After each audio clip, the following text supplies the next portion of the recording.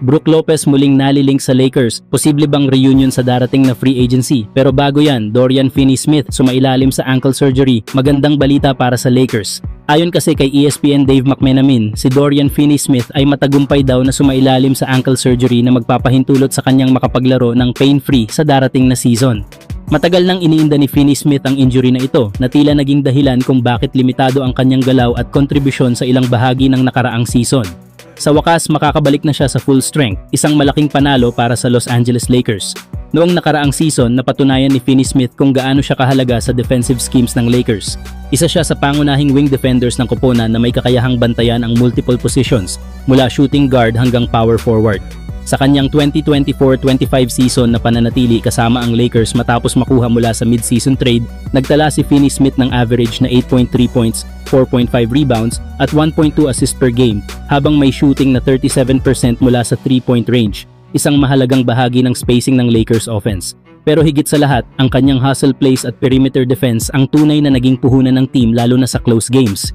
Ngunit ang mas kapansin-pansin, may player option si Finney-Smith para sa 2025-26 season na nagkakahalaga ng humigit kumulang $15.3 million.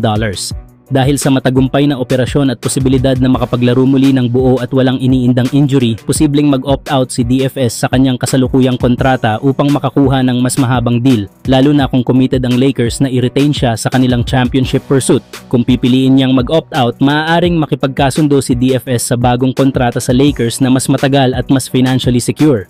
Isang senyales ito ng mutual interest para sa continuity ng kanyang papel sa team, lalo't kailangan pa rin ng Lakers ng versatile defender na marunong maglaro off the ball at may playoff experience. Ang epekto nga niya sa Lakers ay malinaw, may instant defensive boost ang koponan.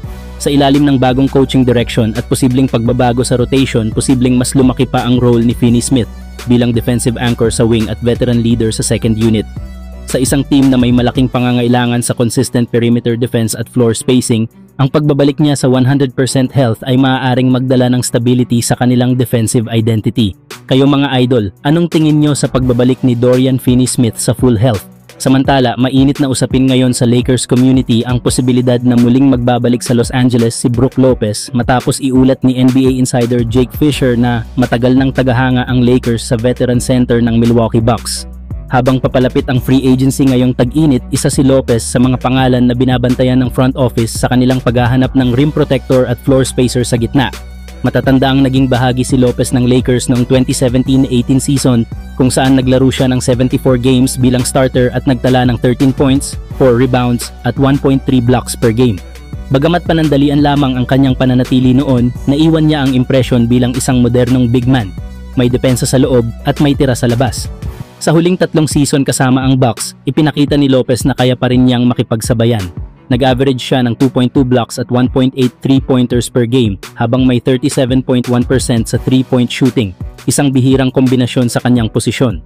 Subalit sa nakaraang playoffs, tila nabawasan ang kanyang impact. 5 points, 1.6 rebounds at 1 block lamang sa 70 minuto kada laro kontra Indiana, dahilan upang mabuo ang tanong. Gaano pa katibay ang tank ng isang 37 years old na big man? Sa gitna ng mga isyong bumabalot sa Milwaukee Bucks, kabilang ang posibleng pag-trade kay Giannis Antetokounmpo at matagalang injury ni Damian Lillard, hindi malabong piliin ni Lopez ang ibang contender para sa mas malinaw na tsansa sa kampeonato.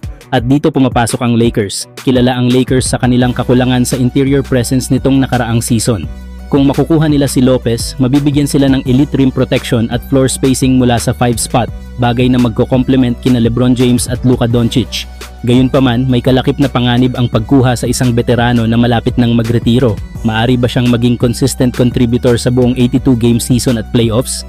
Yan ang tanong na kailangan sagutin ng front office bago magbukas ang free agency sa June 30. Kayo mga idol, sa tingin nyo ba dapat kunin ulit ng Lakers si Brook Lopez bilang final piece sa championship puzzle?